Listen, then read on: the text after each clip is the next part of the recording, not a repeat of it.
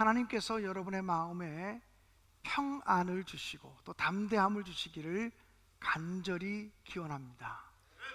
제가 목회하면서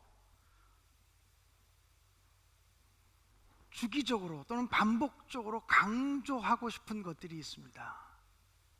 그것은 바로 믿음이 무엇인가에 관한 문제입니다. 믿음이 무엇인가? 사랑이란 무엇인가? 그리고 교회란 무엇인가? 복음이란 무엇인가? 이런 문제에 대해서는 계속적으로 교육하고 반복하지 않으면 교회가 나도 모르는 사이에 본질로부터 멀어질 수도 있겠다, 이런 생각이 들어서 주기적으로 믿음이 무엇인지, 사랑이 무엇인지, 교회가 무엇인지, 복음이 무엇인지에 관해서는 설교해 나가야겠다고 하는 말씀을 드립니다. 그래서 오늘부터 3주 동안은 믿음이 무엇인지에 대해서, 아주 기초적인 것이지만 믿음이 무엇인지에 대해서 한번 말씀을 나누기를 원합니다. 여러분, 믿음이 무엇입니까? 이렇게 물으면 예수를 수십 년 믿은 사람들도 믿음이 무엇인지 정의하는 것이 그렇게 쉽지는 않습니다. 모태신앙을 가지고 지금껏 교회 중심적으로 살아온 사람들도 믿음이 무엇인지에 대해서 한마디로 정의하는 것이 쉽지는 않습니다. 오늘 성경 말씀을 근거로 해서 이야기하자면 믿음이란 염려하지 않는 것입니다. 믿음이란 걱정하지 않는 것입니다. 믿음이 크면 염려가 작아지고, 믿음이 작아지면 염려가 커질 수밖에 없습니다. 믿음과 염려는 언제나 반비례하게 되어져 있습니다. 아니, 사람이 어떻게 염려하지 않고 어떻게 걱정하지 않고 살아갈 수가 있어요? 하루가 시작되었다라고 하는 것은 하루만큼의 염려가 시작되었다고 하는 의미이기도 합니다. 자식 걱정 어떻게 안 하고 삽니까? 직장 걱정 어떻게 안 하고 삽니까? 돈 걱정 어떻게 안 하고 살아갈 수가 있습니까? 우리 미래가 불투명한데 우리 미래에 대한 걱정을 어떻게 안 하고 살아갈 수가 있겠습니까? 그런데 성경은 우리에게 이렇게 말합니다. 아무것도 염려하지 말라고. 예수 믿는 사람은 염려거리가 없기 때문에 염려하지 않는 걸까요? 베드로 사도는 베드로서에서 이렇게 말합니다.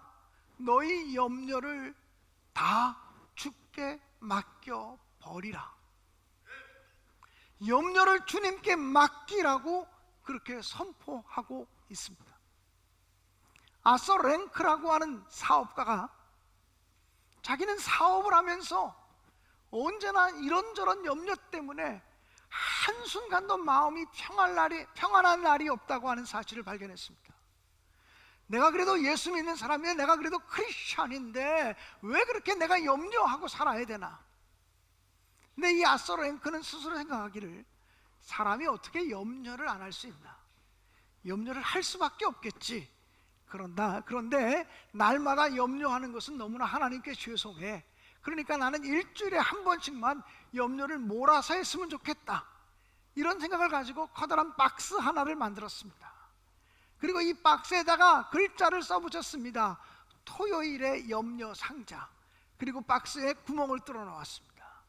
그리고 일주일 동안을 살아가면서 걱정거리, 염려거리, 근심거리, 두려움의 요소들이 생각나면 그냥 무조건 메모지를 찾아서 메모지에 글을 써가지고 그 박스 안에 집어넣었습니다. 그런데 참 놀라운 것은 자기의 걱정거리와 염려거리와 두려움거리들을 메모지에 적어서 박스 안에만 집어넣어도 그 순간 염려가 사라지더라는 거예요. 여러분, 예전에는 우리들이 다 전화번호를 20개, 30개는 보통 다 외우고 살았습니다. 많이 전화번호를 외우는 목회자들은 300개, 400개도 전화번호를 외웠습니다. 그런데 요즘은 10개 이상 전화번호를 외우고 사는 사람들이 거의 없을 거라는 생각이 듭니다. 어떤 때는 내 남편의 전화번호도 기억이 안 나고 내 아내, 내 자식들의 전화번호도 기억이 안 나요. 그냥 남들에게 전화번호를 물어봅니다. 아, 몇 번이라고요? 010 몇 번에 몇 번이라고요? 그리고 적고서 저장 딱 누르는 순간 내 머릿속에서 싹 사라져버립니다. 우리가 기억하지 못하는 이유는 안전한 저장 장치를 믿기 때문에 그러는 거예요. 이 아서랭크라는 사람이 자기의 기도 제목, 염려거리, 근심거리를 적어서 그 토요일에 염려 상자에 집어넣고 나서 염려를 잊어버렸습니다. 그리고 토요일 날이 되면 그 토요일의 염려 상자를 개봉을 합니다. 언제나 아주 사소한 문제라도 염려거리가 생기면 거기에 집어넣기 때문에 그 박스를 펼치면 100가지도 넘는 염려거리가 쭉 쏟아져 나옵니다. 그리고 아서랭크라고 하는 사람이 이 염려 상자를 정리해 보았더니 40%는 일주일이 지나기 전에 이미 해결되어진 문제였고 25%는 대수롭지도 않은 문제를 가지고 염려했다고 하는 사실을 발견하게 되었고 또 25%는 잘못된 판단에 근거해서 염려했다라고 하는 사실을 깨닫게 되었습니다. 그러고 보니까 정당한 염려는 10%밖에 되지 않았구나. 근데 이 아서랭크는 얘기하기를 그 10%의 염려를 하나님께 맡기고 기도했더니 하나님이 다 해결해 주시더라, 이렇게 고백을 했습니다. 일전에 제가 어떤 심리학 책을 읽었는데 그 책에서 이렇게 기록이 되어져 있었습니다. 사람이 하는 염려 중에 정당한 염려는 8% 이내이다. 그러니까 여러분이 지금 하시는 염려와 걱정과 근심과 두려움 가운데 92% 정도는 다 쓰잘데기 없는 염려를 지금 하고 있다는 것입니다. 성경은 아무것도 염려하지 말라, 그리고 너희 염려를 주께 맡기라 라고 말합니다. 여러분, 맡긴다고 하는 말의 의미는, 헬라어 원문의 의미는 던진다라고 하는 말이에요. 그 염려거리, 근심거리를 내 손에 붙잡고 있는 것이 아니라 하나님께 맡기는 것을 의미합니다. 하나님께 던져버리는 것을 의미합니다. 만약 여러분에게 현찰로 2억 3억 원쯤 되는 돈이 저녁 시간에 들어와서 은행에 맡길 여유도 없고 하룻밤을 지내야 된다면 그날 밤 다 두려워서 잠을 잘 못 잘 것입니다. 아침에 일어나서 일찍이 은행이 열리는 시간에 그 돈을 맡기고 나면 안심할 수 있을 것입니다. 물론 요즘에야 저녁 때도 맡기는 안전장치들이 여러 개 있습니다만은 우리가 은행에 그 돈을 맡기기 전에 현찰을 들고 있을 때는 두려운 마음이 있을 것입니다. 은행에 맡기고 난 다음에 염려하는 사람이 있습니까? 내 돈을 은행에 2억을 맡겼는데 잘 있을까? 날마다 점심 때 염려하고 저녁 때 염려하는 사람이 있습니까? 은행에 맡긴 돈이 잘 있을지, 누가 도둑질해 가지 않을지 염려하는 사람이 있습니까? 아무도 없습니다. 왜 그렇습니까? 은행을 믿기 때문에 그렇습니다. 은행을 철저히 신뢰하기 때문에 은행에 맡긴 것으로 이제 안전, 안심, 이렇게 말하는 것입니다. 근데 이상한 것은 하나님께 맡기지 못한다는 것, 하나님께 때를 따라 맡겨놓고도 안심하지 못한다는 것, 그런 사실을 우리가 발견하게 됩니다. 예전에 부흥사들이 오셔서 부흥회 때 많이 하셨던 예화 가운데 이런 예화가 있습니다. 어떤 선교사님이 차를 몰고 가다가, 시골길을 차를 몰고 가다가 무거운 짐을 머리에 짊어지고 힘들게 걸어가고 있는 어떤 할머니 한 분을 만납니다. 너무 힘들게 무거운 짐을 짊어지고 가고 있길래 그 앞에 차를 탁 세우면서, 할머니 차에 타세요. 어디까지 가세요? 예, 저 고개 넘어가요. 아, 저희 차가 고개 넘어가니까 타세요. 요즘 같으면 남의 차 함부로 못하지만 예전에는 다른 사람의 차를 안심하고 탔던 그런 시절이 있었습니다. 이 할머니가 예, 고맙습니다 하고 그 선교사님의 차를 탔습니다. 선교사님이 차를 몰고 한참을 가다가 룸미러를 통해서 뒤를 바라보는데 이 할머니가 차에 타서도 무거운 짐을 머리에 짊어지고 있는 거예요. 그래서 아니 할머니 차에 타셨는데 왜 무거운 짐을 그대로 짊어지고 계세요? 그랬더니 그 할머니가 이렇게 말하더랍니다. 아이고 저 하나 탄 것도 미안하고 죄송한데 어떡하지 짐까지 내려놔요. 여러분 우리 예수 믿는 사람들의 모습이 꼭 그와 같습니다. 너희 염려를 하나님께 맡기라. 아무것도 염려하지 말고 너희 염려를 주께 맡기라고 말씀하고 있는데 우리는 주님을 믿는다고 하면서도 하나님을 믿는다고 하면서도 그 염려를 맡기지를 못합니다. 아유 내가 교회 나와서 평안 얻는 것도 주님 구원받은 것도 감사한데 어떻게 내가 염려까지 맡겨요? 어떻게 내 걱정까지 주님께 맡겨드려요? 꼭 이러고 있는 모습 같다는 것이죠. 사랑하는 여러분, 안심하시고 천지 만물을 창조하신 전능하신 하나님이 은행보다 더 안전합니다. 그 하나님께 우리의 염려를 던져버릴 수 있게 되기를 주님의 이름으로 간절히 축복합니다. 성경은 이렇게 말합니다. 아무것도 염려하지 말고 다만 모든 일에 기도와 간구로 하라. 성경은 모든 일을, 모든 염려거리를, 모든 근심의 거리들을 기도와 간구라는 방법을 통해서 하나님께 맡기라는 것입니다. 예수 믿는 사람들도 예수 믿지 않은 사람과 똑같은 문제가 있습니다. 자녀 문제가 있고 돈 문제가 있고 건강 문제가 있고 미래 문제가 있고 우리도 똑같은 문제에 봉착합니다. 그러나 예수 믿는 사람들이 염려하지 않을 수 있는 이유는 우리의 염려, 우리의 근심, 우리의 걱정, 우리의 두려움의 요소들을 기도의 언어로 바꾸어서 하나님께 맡긴다라고 하는 것입니다. 우리가 은행에서 돈을 맡길 때 예금 통장을 사용하는 것처럼 우리는 하나님께 우리의 인생의 짐을 맡길 때 기도라는 방법을 통해서 하나님께 맡기게 되어지는 것입니다. 그러므로 예수 믿는 사람들에게 주어지는 특권 가운데 하나가 하나님을 아버지라고 부르면서 기도할 수 있는 특권입니다. 하나님께 기도하는 언어로, 기도의 언어로 우리의 근심을 바꾸어서 하나님께 맡겨드림으로 안심할 수 있는 여러분들이 되시기를 주님의 이름으로 간절히 축복합니다.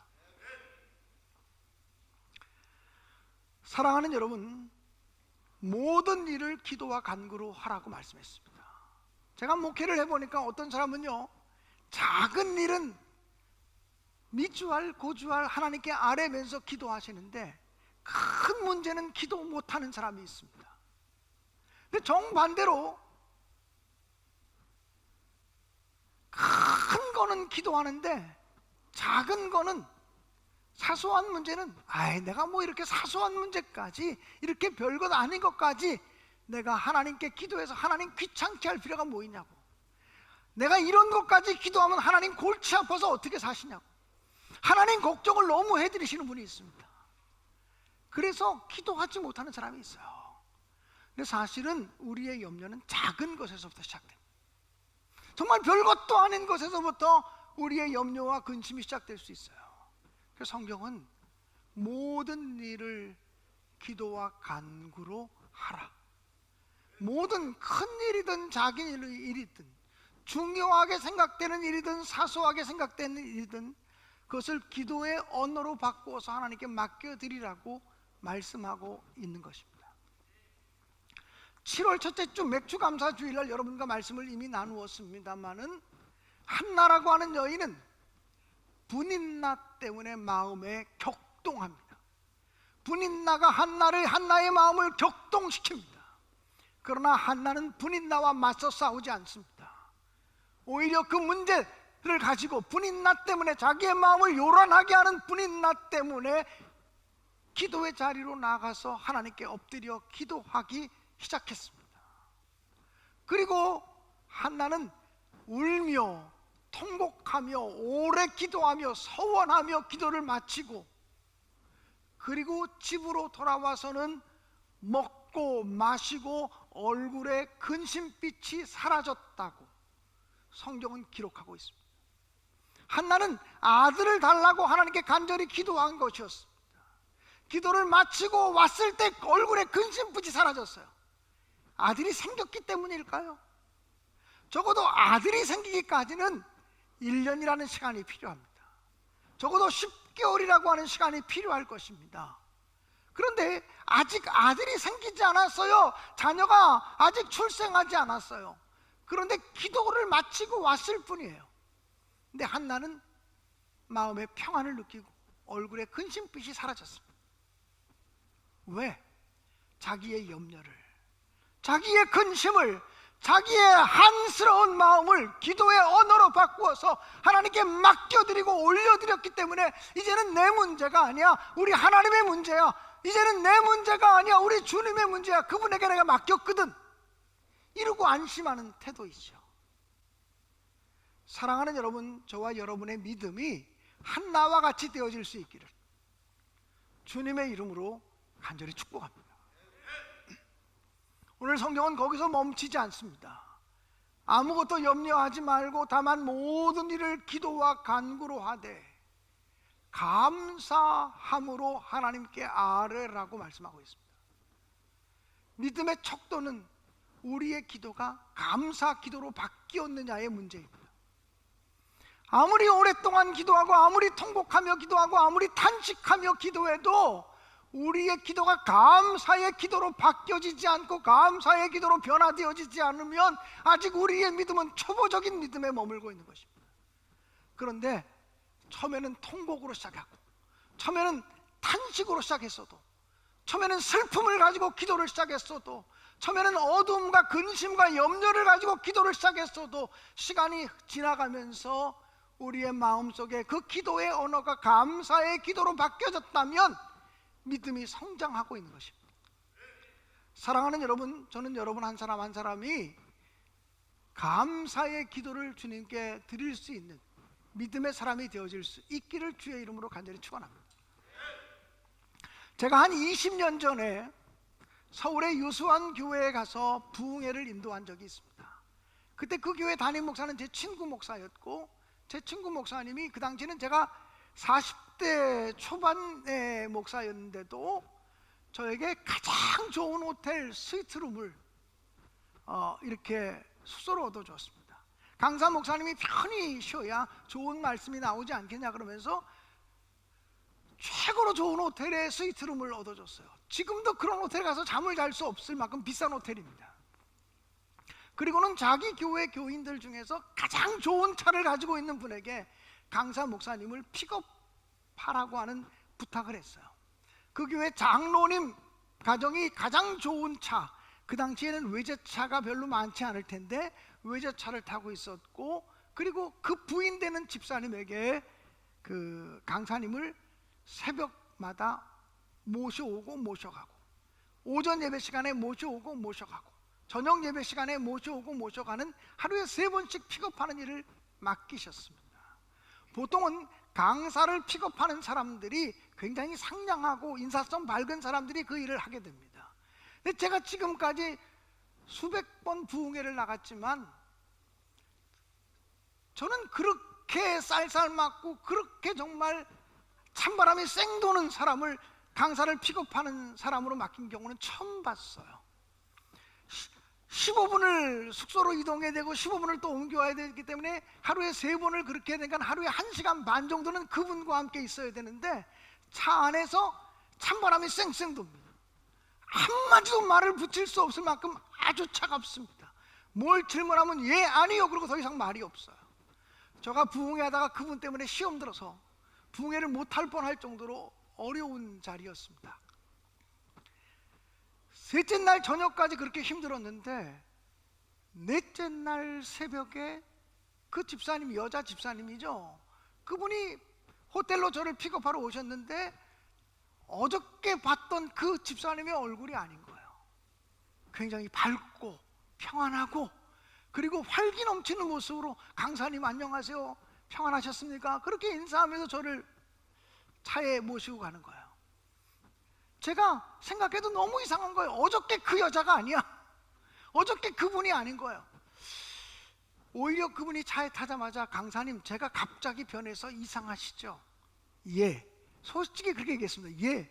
그랬더니 제가 왜 하루 사이에 이렇게 변하고 바뀌었는지를 좀 간증해도 되겠습니까? 그렇게 하시죠. 근데 그분이 이렇게 말했습니다.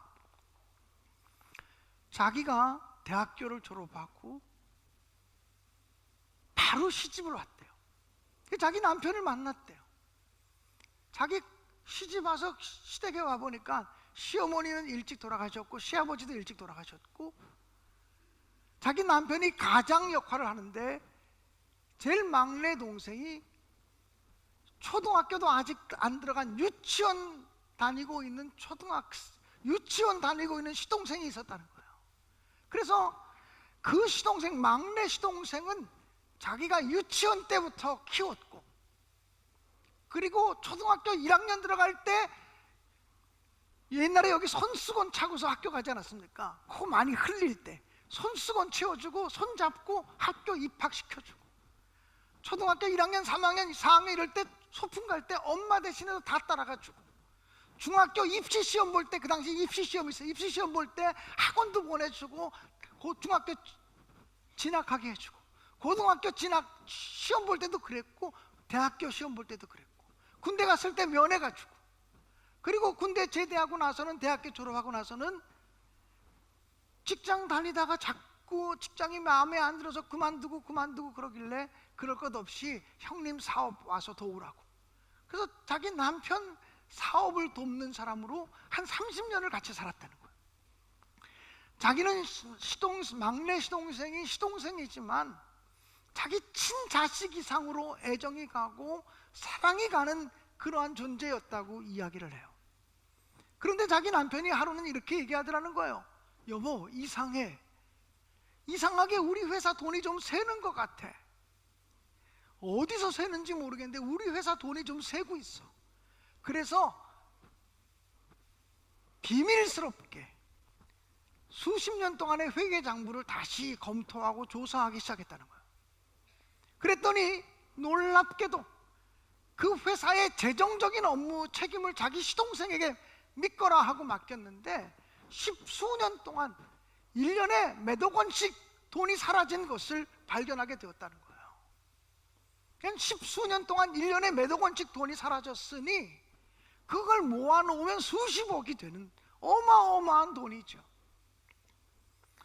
그래서 그 시동생을 불러놓고 형님과 자기, 큰형과 형수가 어떻게 그러실 수가 있냐고, 어떻게 이런 일이 생길 수가 있냐고 이야기를 했대요.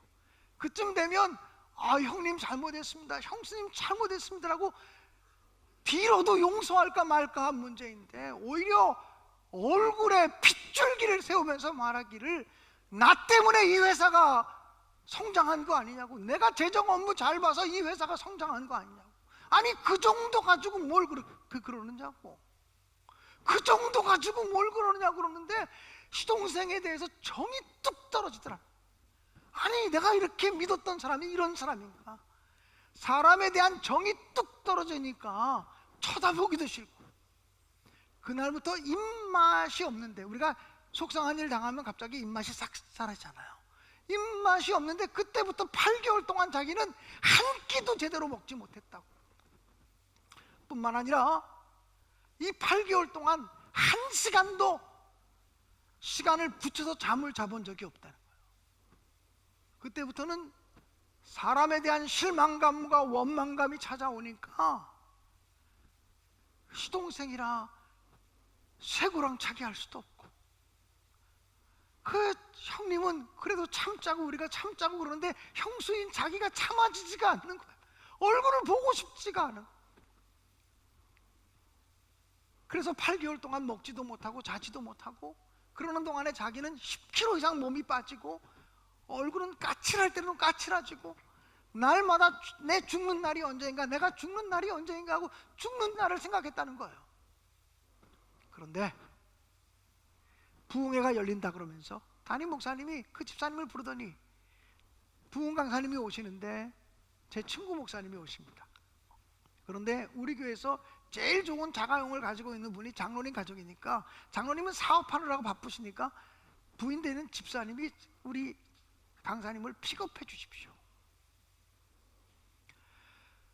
그 집사님이, 아니 목사님이 제 형편을 아시잖아요. 제가 지금 이렇게 아프고 있고 병들어 있고 잠도 못 자고 먹지도 못하는데 어떻게 저를 보고 픽업을 하라 그래요. 근데 아마 이 담임 목사님은 그러지 않으면 이 집사님이 은혜의 자리에 나오지도 못할 만큼 지쳐 있었기 때문에 강사 픽업이라도 해야 나와서 말씀이라도 한마디라도 들을 것 같다고 생각해서 부탁하신 것 같아요. 근데 그 집사님, 그 장로님 가정이 아무리 힘들고 아무리 어려워도 목사님 말씀에는 순종해야 된다고 하는 기본적인 신앙 인식을 가지고 있는 분이었던 것 같아요. 그렇게 극구 사양하고 만류하다가 그 부탁을 받아들이면서 강사 픽업을 맡게 되었던 것입니다. 그런데 셋째 날 저녁에 강사인 제가 설교를 하는데 그날 다른 날보다 좀 설교가 길어졌대요. 근데 이분이 저한테 이렇게 얘기해요. 장사님, 정말 저는 죄송하지만 첫날 강사님의 얼굴을 딱 보는 순간 이 강사님에게 은혜 못 받겠다, 그렇게 스스로 판단했다는 거예요. 저를 쳐다보니까 은혜가 될 만한 얼굴이 아니더래요. 그래서 이 강사님에게 은혜를 못 받겠구나 싶어가지고 솔직히 자기는 강사님만 태워다 드리고 교회에서 집이 30m밖에 안 되기 때문에 집에 가서 쉬다가 끝날 때쯤 와서 강사님 태워다 드리고 그랬다는 거예요. 그날도 강사님 모셔드리고 집에 가서 쉬다가 지금쯤 설교가 끝났겠지 그러고 나왔는데 그날 설교가 길어지는 바람에 자기가 뒷자리에 슬그머니 와서 앉았다는 거예요. 슬그머니 뒷자리에 앉아있는데 강사 목사인 제가 마지막 요지의 말씀이 감사하셔야 된다고, 감사는 기적을 불러온다고, 감사해야 능력이 나타난다고, 감사해야 하나님의 사랑이 시작될 수 있다고, 감사에 대한 말씀을 막 전하는데 그냥 하나도 들리지 않는 거죠. 듣고 싶은 마음도 없고 감사에 대한 말을 막 하는데 감사라는 말이 계속 들리잖아요. 근데 그 순간 갑자기 정말 커다란 망치를 가지고 하나님이 자기 머리를 꽝 때리시는 느낌이 들었다는 거예요. 너 왜 감사하지 않니? 네 시동생이 10수년 동안 1년에 1, 2억 원씩 해먹었어도 너 회사 망했냐? 네 회사가 망했어. 더 부흥하고 번창하고 성장했잖아. 그래서 너 그동안 어떻게 됐어? 이러면서 하나님 말씀하시는데 가만히 생각해 보니까 그렇게 했으면 회사가 망해야 되는데 망하지 않고 해외에 여러 나라에 공장도 세우고 그러는 그 회사 이름을 제가 여러분에게 얘기하면 여러분이 다 알만한 한국의 유수한 모자 만드는 회사예요. 그런데 너 왜 감사하지 않느냐라고 하는 마음이 마음속에 들어오는데 이건 자기가 의지로 생겨진 것이 아니라 하나님께서 주신 마음이었다는 거예요. 그 순간에 갑자기 감사할 걸 생각하니까 감사할 게 너무 많이 넘치더래. 감사할 게 너무 많은데 내가 왜 이렇게 불평만 하고 투정만 하고 살았는가? 감사할 거를 찾아야지, 이런 마음이 드는데 눈물이 콸콸 흘러져서 그냥 간절히 기도하기 시작했다는 거죠. 그래서 그날 자기가 강사님을 픽업하지 못하고 자기 남편이 대신 픽업을 했고, 그 다음날 아침에 그래 기도하다가 갑자기 배에서 꼬르륵 하는 소리가 들리더라는 거예요. 여러분, 그분은요 8개월 동안 우울증 때문에 밥을 먹지 못할 때 한 번도 밥 한 끼를 먹지 못해도 배고프다는 마음이 들지 않았대요. 뭐 안 먹어도 배고프다는 마음도 없고 먹고 싶은 욕구도 없고, 근데 기도를 30분쯤 하는데 배가 고픈 느낌이 오더래요. 얼른 집에 가서 밥 한 그릇을 먹고 샤워를 하고 잠에 들었는데 세상에서 가장 맛있는 밥을 먹었고 8개월 만에 그렇게 맛있는 밥을 한 끼를 먹었고 그리고 잠을 자는데 5, 6시간을 한 번도 깨지 않고 푹 잤다. 8개월 동안 1시간도 붙여서 잠을 자지 못했는데 5, 6시간을 푹 자고 나서 아침에 일어나니까 어저께 그 세상이 아니더래. 어저께 그 자연이 아니더래. 어저께 맞던 그 공기가 아니더래. 세상이 이렇게 아름답고 살만한지 모르겠대. 5시간만 함께 잠을 자도 이렇게 세상이 달라지는구나, 이런 생각이 들더라는 거예요. 그게 자기가 오늘 이렇게 새로운 사람이 돼서 강사님을 모시러 왔다고 이야기를 했어요. 부흥회를 다 마쳤을 때 우리 친구 목사님께서 이런 얘기를 했어요. 김 목사, 나는 이번 부흥회를 하면서 한 사람만 은혜 받게 해달라고 기도했어. 우리 교인 모두가 다 은혜 받지 못하도 가장 힘들고 어려운 한 사람만 은혜 받게 해달라고, 한 사람만 말씀을 통해서 깨닫게 해달라고 기도했어. 그런데 정말 그 기도에 하나님이 응답하신 것 같아 라고 이야기를 했습니다. 사랑하는 여러분, 저는 그때 다시 한번 깨달았어요. 감사하면 질병이 떠나가는구나. 감사하면 어둠이 물러가는구나. 감사하면 염려가 다 눈 녹듯이 사라지는구나. 감사해야 우울증이 떠나는구나. 혹시 여기 우울증 때문에 가슴 아픈 가슴앓이를 하는 분들이 계십니까? 가슴 두근두근한 병을 앓고 있는 분이 있습니까? 감사하시기 바랍니다. 하나님 감사의 능력을 주세요. 하나님 감사할 수 있는 힘을 주세요라고 기도하시기 바랍니다. 하나님의 신 은혜를 보게 해주세요라고 기도하시기 바랍니다. 그리할 때 하나님께서 여러분에게 놀라운 은혜를 베풀어 주실 줄로 믿습니다. 여러분, 초대교회 1세기의 문서들을 고고학자들이 발견했는데 1세기의 기독교인들이 썼던 편지들이 발견이 되었어요. 기독교인들끼리 서로 주고받았던 편지들이 발견이 돼요. 파피루스나 이런 거겠죠. 그런데 그 편지에 뒤에 보통 자기 이름을 쓰잖아요. 이름을 쓰는데 다 똑같은 단어가 반복되고 있는 것을 발견하게 되었습니다. 예를 들면 티테오디스라고 하는 단어인데 티테오디스 잔, 티테오디스 디모데, 티테오디스 파울, 티테오디스 알메니우스, 자기 이름 앞에 티테오디스 그리고 자기 이름을 쓰고 있는 것을 발견했습니다. 아니, 초대교회 교인들은 왜 자기 이름 앞에 티테오디스라고 하는 말을 썼지? 그리고 티테오디스라고 하는 단어가 예수님 당시 2000년 전에 어떤 의미를 가진 단어인지 고고학적으로 연구해 봤더니 결코 염려하지 않는 사람, 이런 뜻이라는 거예요. 결코 염려하지 않는 사람 누구? 여기 지금 최영석 권사님이 앞에 계신데 이제 최영석 권사님이 만약에 편지를 썼다면 티테오디스 최영석 이런 거예요. 결코 염려하지 않는 사람 최영석. 초대교회 교인들은 그런 믿음을 가지고 살았어요. 나 하나님 믿는 사람이잖아. 나 예수 믿는 사람이잖아. 그래서 염려하지 않아. 하나님께 맡길 수 있으니까, 하나님께 기도할 수 있으니까 더 이상 걱정하지 않아. 두려워하지 않아. 티테오디스 김광년, 결코 염려하지 않고 살아가는 김광년, 이런 의미 아니겠습니까? 기독교인들에게 주어진, 예수 믿는 사람들에게 주어진 특권이요 능력인 줄로 분명히 믿습니다. 오늘 이 설교를 여러분에게 나누려고 준비하는 사이에 제 마음속에 계속 떠오르는 찬송가 가사가 하나 있었어요. 하나님의 은혜로 있을 데 없는 자 왜 구속하여 주는지 난 알 수 없도다. 내가 믿고 또 의지함은 내 모든 형편 아시는 주님, 늘 돌보아 주실 것을, 늘 보호해 주실 것을 나는 확실히 아네 라고 하는 찬송이었습니다.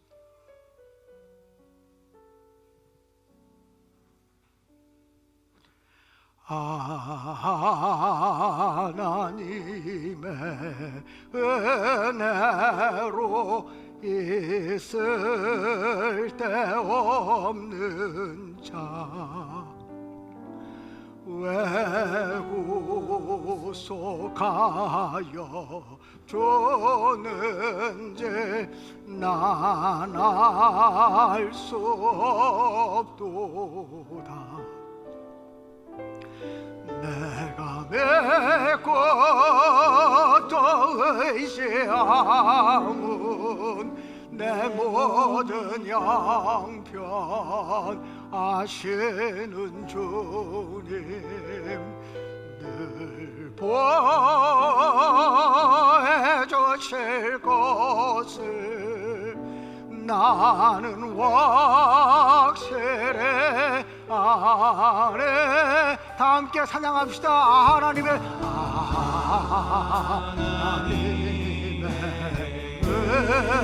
은혜로 있을 데 없는 자 왜 구속하여 주는지, 구속하여 주는지 난 알 수 없고 내가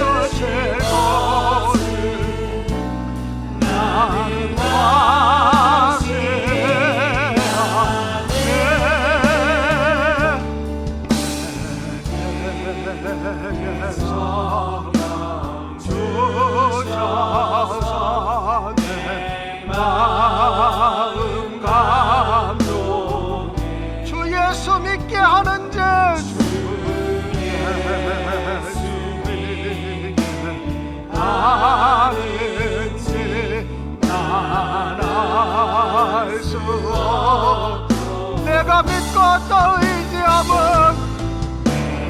내고 또 의지함은 내 모든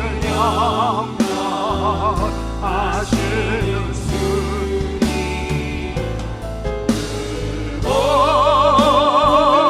해주신 것을 나는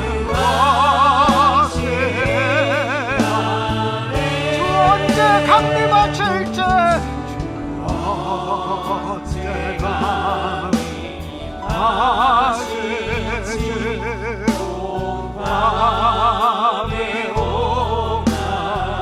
또 주님 만날 그곳도